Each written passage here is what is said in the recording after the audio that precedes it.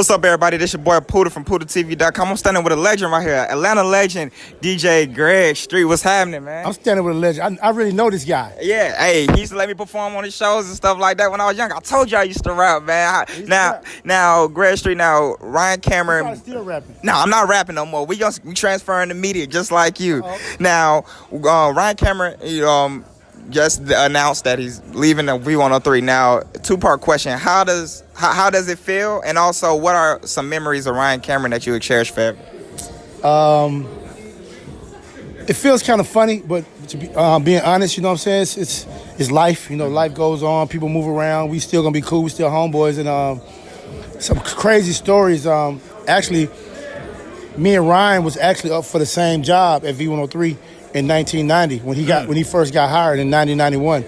I was in Houston in Magic 102, and he was interning at V103, and Tony Brown, who was actually part of the programming department at V103, had left Houston and came to Atlanta, and him and Mike Roberts were both a programming team at V103. Mm-hmm. So Tony wanted me to come, and Mike Roberts wanted Ryan, but at the time, Atlanta radio wasn't really paying money. They weren't really paying a lot of money, so long story short, Ryan got the job, and 2 years later, I went to Dallas, stayed in Dallas from 92 to 95, and then 3 years after that, in 95, when Atlanta got more competitive, I got the call again.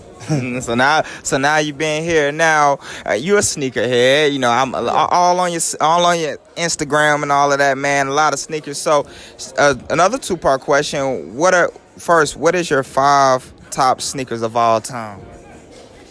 Top 5?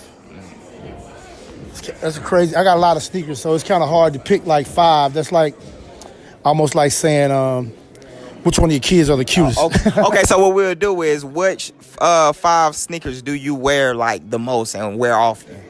All the Yeezys, the from the Nike ones to the Adidas 350s and 750s.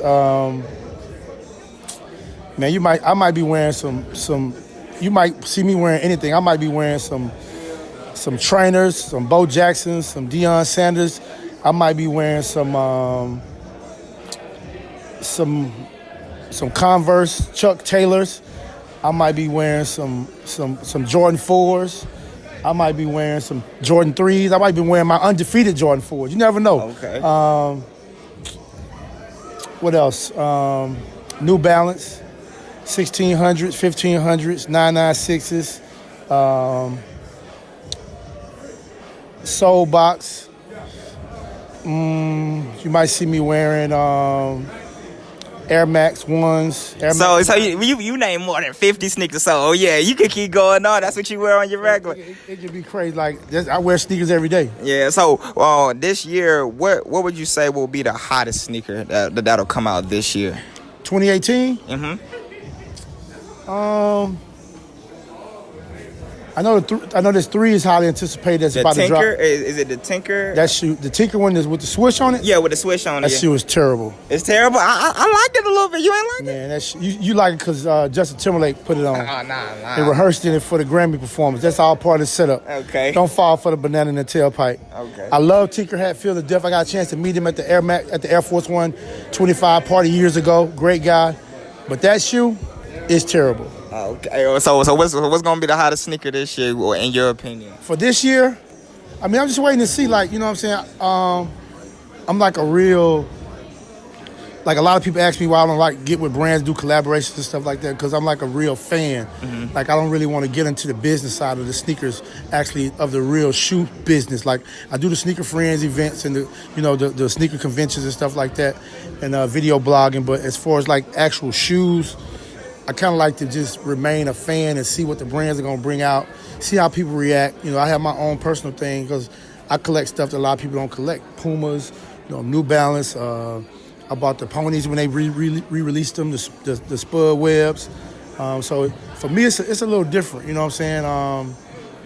Like somebody might be chasing after trying to get the Eminem 4s, and I might be trying to get the Eminem the Air Maxes. Mm-hmm. You know what I'm saying? So it's a little different for me. Like when it comes to sneakers, it's really, to me, it's not just about the hype. It's about liking what you like. Okay. You know what I'm saying? Regardless of the value of it, regardless of what other people think about it, it's basically your personal taste of what you're gonna wear on your feet, what you're gonna put on. Now, if you happen to have good taste and some of the stuff you just happen to pick happen to become valuable, it is what it is. Now, last question. What sneaker is underrated and what sneaker is overrated? Overrated.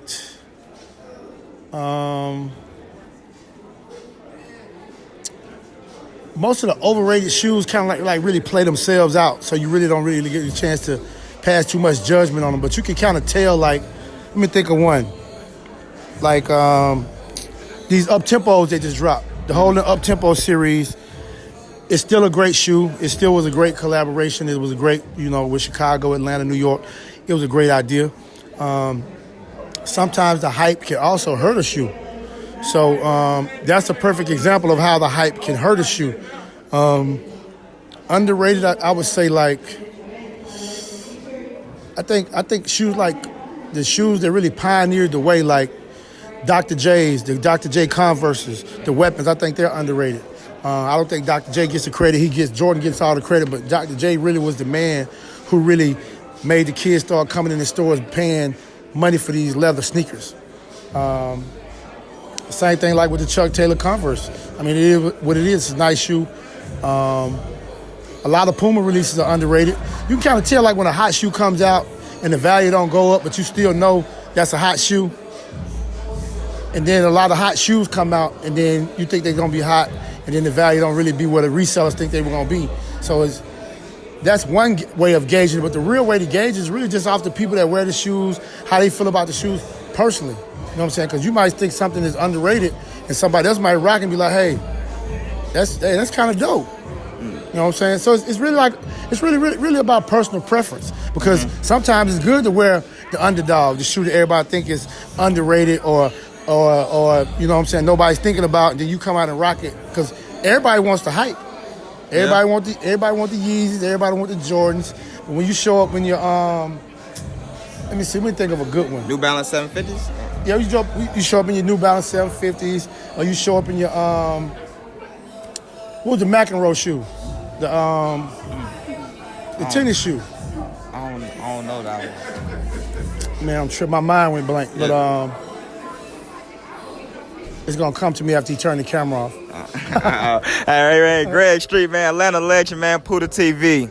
In the meantime, follow my Instagram, official Puda, my Snapchat, Puda, and my Twitter, official Puda. And also subscribe to my YouTube channel, Puda TV. Watch an interview or two. Tell a friend and tell a friend. In the meantime, between time, peace, love, and happiness.